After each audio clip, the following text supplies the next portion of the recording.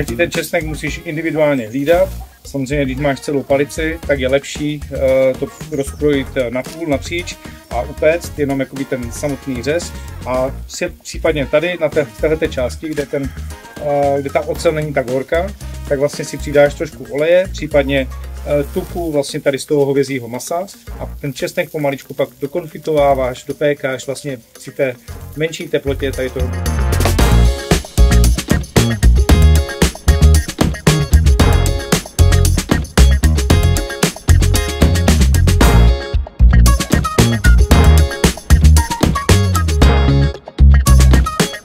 Ten grill samozřejmě perfektně přejímá teplo i z toho dalšího okolí, ale nebude tady tak velké teplo, jako tady, kde budu mít všechny ty uhlíky.